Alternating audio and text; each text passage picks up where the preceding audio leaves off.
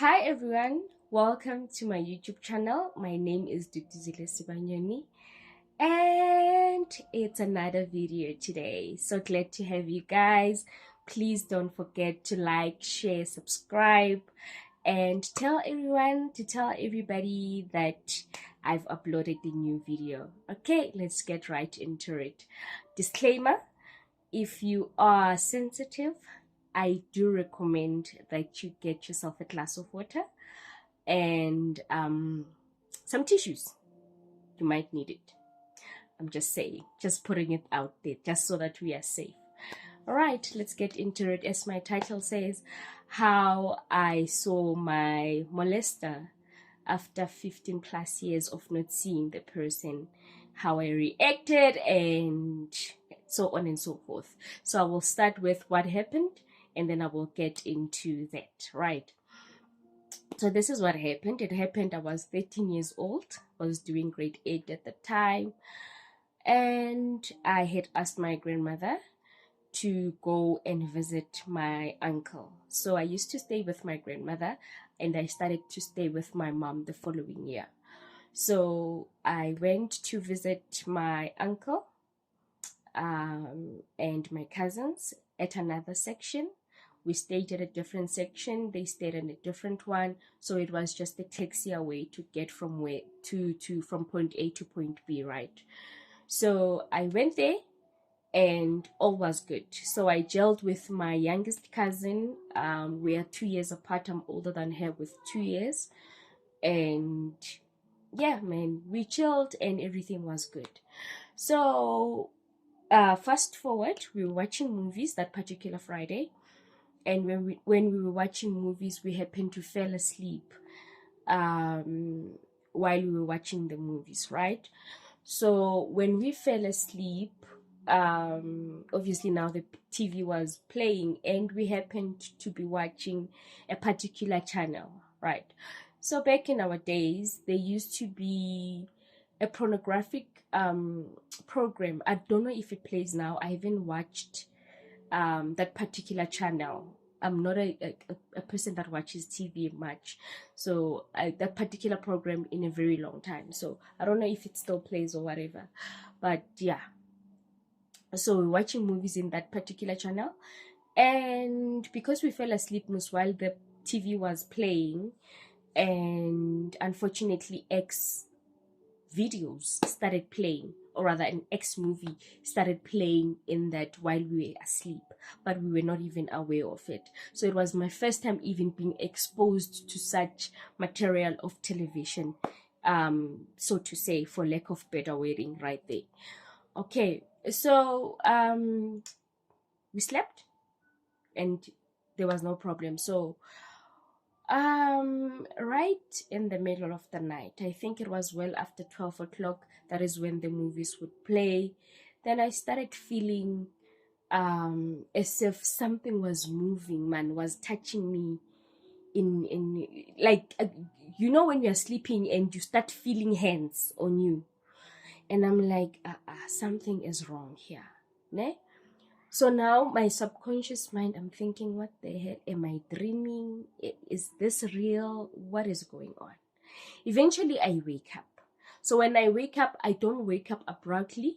I just open my eyes just to be awake and be in that moment so that I can just tell my mind if, like, clear it in my mind if I was dreaming or if what was happening was real.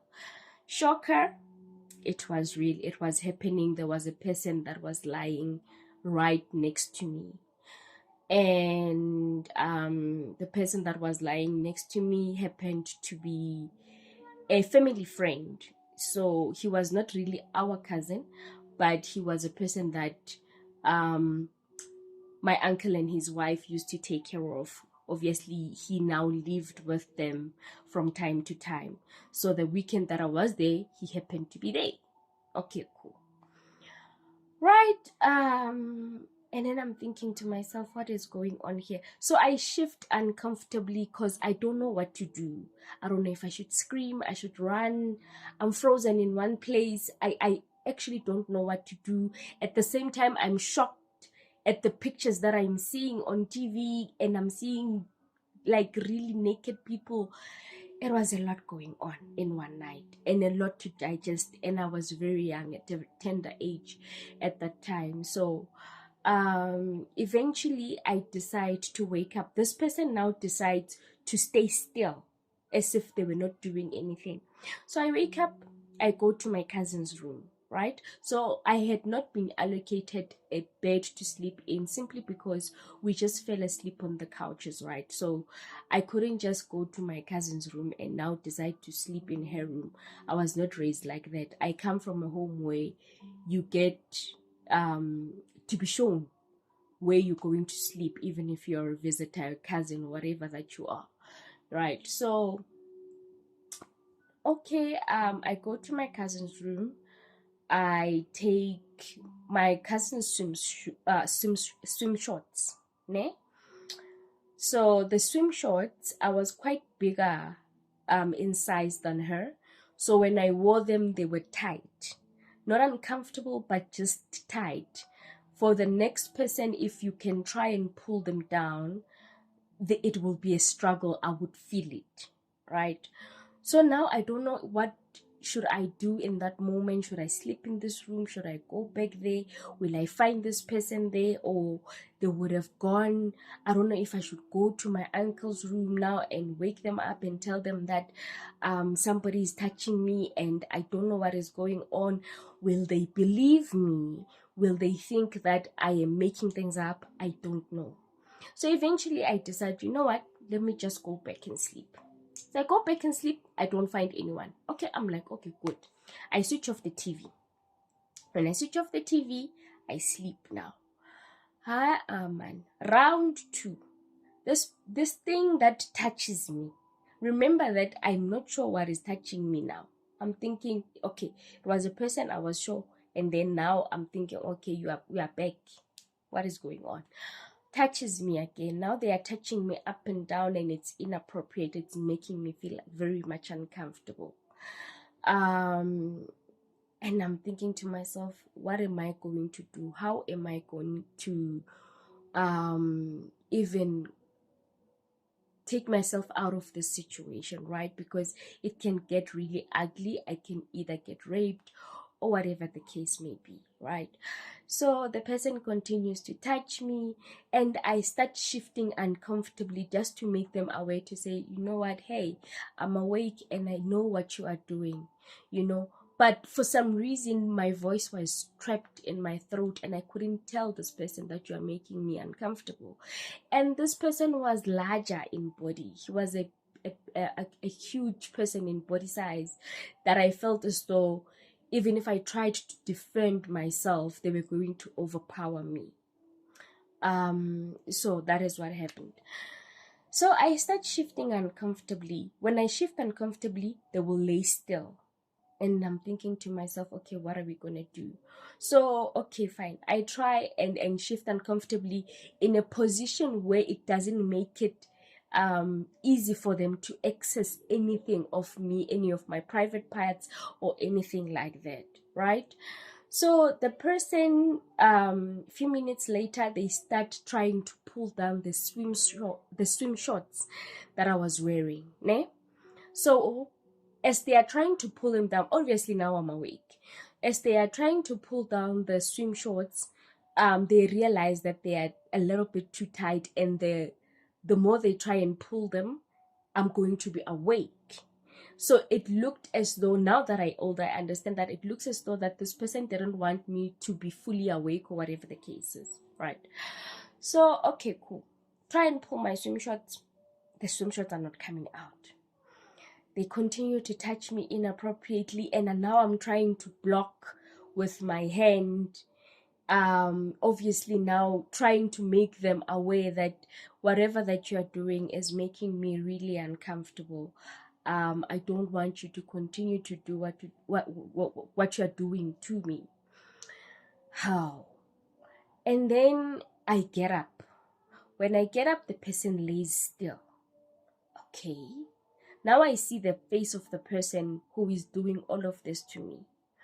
I see this person and I am shocked. I don't know what to do.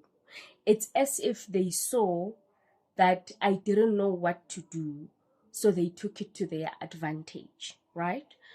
So I think I went to my cousin's room again. I don't know what to do, and then I came back. And then when I came back now the third time, things escalated a little bit. So he saw that he couldn't get his hands where he actually wanted to get to, and then now ended up pulling out his private parts, right? So now I start feeling all slimy and wet and things moving in between my thighs. I'm thinking to myself, if I am going to get raped, I'm definitely not going to open my legs for you. You know, it's not going to be willingly. This is going to be a fight. If it means we must fight, then we must fight right now. If it means I must be hurt and try and protect myself, then that would be it. So they continued doing that, seeing that they couldn't pull down my shorts, right? They continued for a couple of minutes until I fully turned to face them.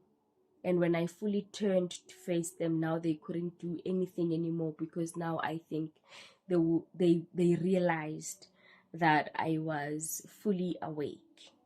Ne? So now, when I stood up and asked the person, called him by his name and say, "What are you doing?" And the person jumped up and literally ran out of the room.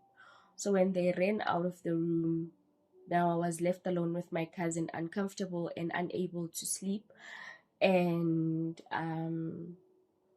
I remember going back and forth between going to tell the adults in the house, which was my uncle and his wife, of the events that just happened right now, or be quiet, right? So I fought against myself and I couldn't sleep anymore. In the morning, and then I decided to know, you know what? I was gonna tell my uncle's wife that I wanna go back home. Now it was a Saturday.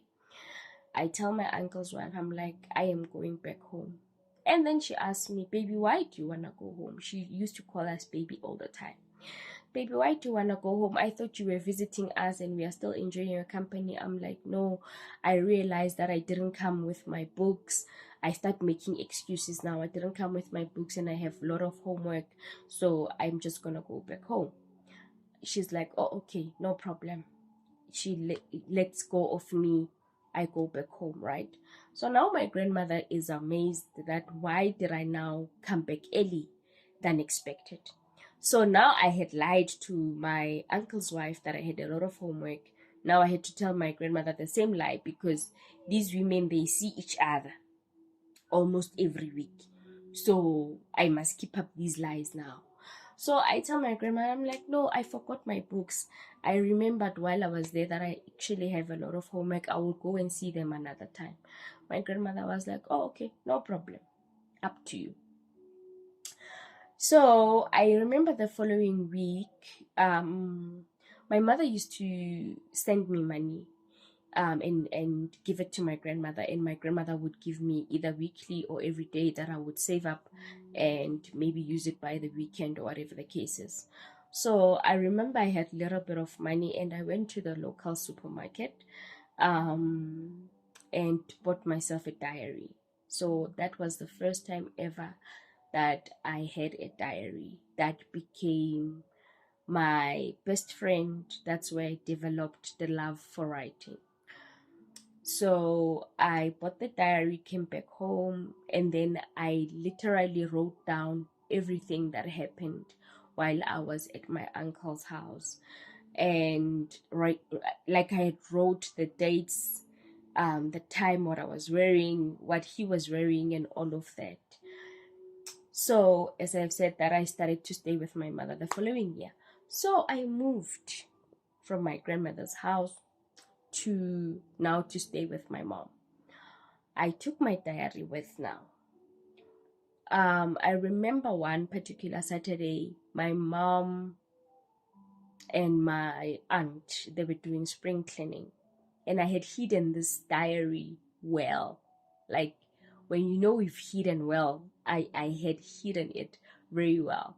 So they found my diary while doing the spring cleaning in all the rooms. And then my aunt decided to read that diary. And when my aunt read that diary, obviously read it out loud to my mom, I was outside. I'm sorry, guys, for my groggy voice. I'm recovering from flu. I just realized it's getting more groggy as I speak, actually. Yes. So they read it, and then when I read it, I get called inside the house. I go inside the house, obviously not suspecting anything. When I go inside the house, now my aunt is now upset, and she's now shouting and yelling and all of these things. She's asking me, yeah, we found your diary and we see that you've written here that you were actually molested and you have never told anyone in the family, you have never come out, and all of these things. Né? Why didn't you speak up? I stood there frozen. I didn't know what to say. Then my aunt goes on and on and on. I remember these specific words that she said, where she said to me, it's actually your fault because you didn't report it. And guys, come I tell you, I carried that with me for the longest time. It was like I heard her words all the time, where I was told being molested was my fault because I didn't report it, right? So and at that time, as a child, I'm seeking comfort from my mom, and my mom just stood there frozen in one place, didn't say anything to me.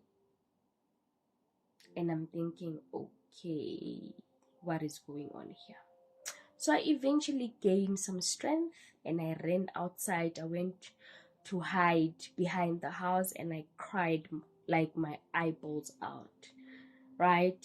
And I stayed there until the sun went down, until I gained courage to come back into the house. And when I come back into the house, it was nothing happened. We moved on with our lives, you know? So coming to the events of seeing this person for the first time after 15 years plus.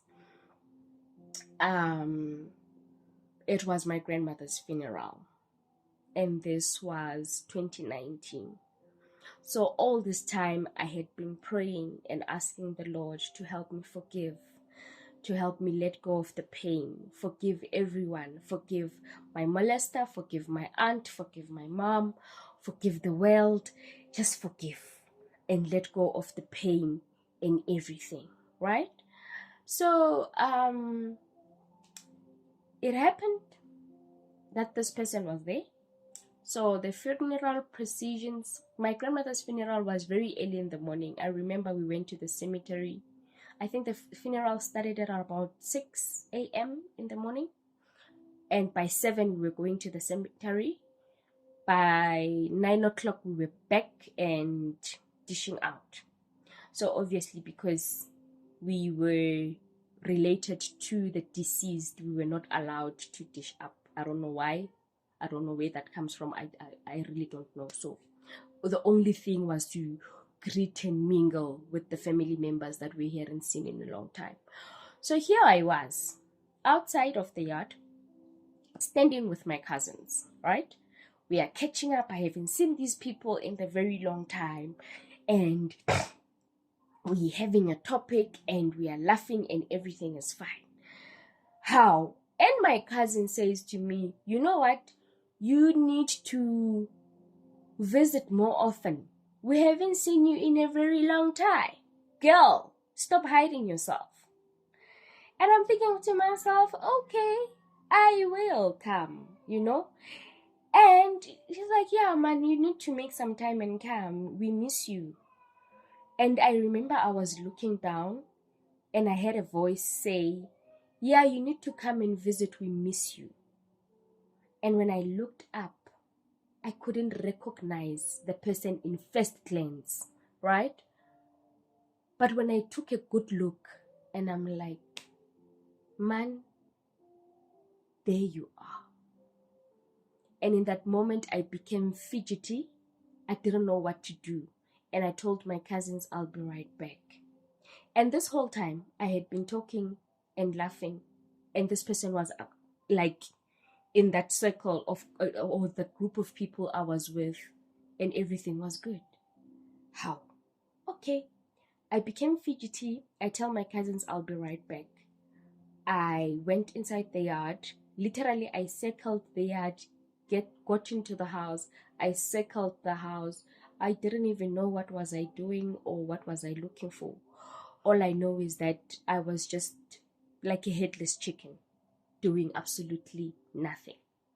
Then I gained some courage and went back. When I went back, and I'm like, Lord, have I really forgiven? You know? And right in that instant, and I went back. I had a realization in that instant. And I went back and I told my cousin, you know what? It's been good. It's been fun. I'm just going to go and help wash the dishes, right? Petty excuse. There was no dishes. I just didn't want to see myself in that setting anymore, or where I saw this person anymore. So I went back to the house and I kept asking myself, have I really forgiven? Have I really let go of the pain? And I had a realization that actually, yes, because I didn't even feel anything. I was totally okay. I thought I would freak out. I thought I would slap him, maybe. I don't know. I thought I would fight. I don't know. I don't know what was I expecting to happen, but what shook me was that I was very calm and I was okay the whole time. So that is actually the essence of the story, is that if you hold on to hurt more than you should, then it starts hurting you instead. So just let it go. It's not going to be easy. It took me years. I will admit that it took me years for me to totally let go, to totally forgive, and really work through the traumas that came with it. And remember that the person that told me that it was my fault, I would see them every now and again, and I had to forgive, you know. And I remember one time when I was praying and I was asking the Lord to say, you know, Lord, now I feel like I'm a broken puzzle. Just help me put me together again. I know that as the potter and I am the clay, you will surely put me back together to be the piece that you want me to be. And I had to totally surrender, because I realized that holding on to that pain and holding on to that hurt and holding on to everything negative really was not helping me with any way, you know. And I held on. I don't wanna lie, guys. I held on. I really held on. Because it didn't really end with the molestation. If that's a word. Is that a word? Wow, did I made a word up? Okay, doesn't matter. It didn't end there. I was further, few years after that, then I was raped. But I hope I will do a separate video of that, how that went down and the traumas that came with it. But all I can say is that there is a lot of trauma that comes to it, and you carry baggage that is unnecessary, and you become an angry person and an ugly person, and you become somebody that you are not, because people constantly want to chip away at the light that you are. So I am glad to have shared my story. I am really hoping it's gonna help somebody out there, even if it's just one person. It will really help. It will really make me smile, enjoy, and yeah, man, share your experiences. If you're not ready to share it, it's totally fine with me. But if you are ready to share, let's engage. It doesn't have to be a story of molestation or rape or anything like that. It could be a story about your personal struggles and some of your personal traumas, that can help somebody. The purpose is that we get to help somebody and that we get to learn something out of this. So I really hope that you enjoyed. Have yourself a beautiful week. By the time you see this, I recorded this, it was a Sunday. I come from church, and yeah, have yourself a blessed week. Don't forget to like, share, subscribe, do all the algorithms. That's what they say, right? Do all the algorithms, and see you on the next video. I love you, but God loves you more. Bye.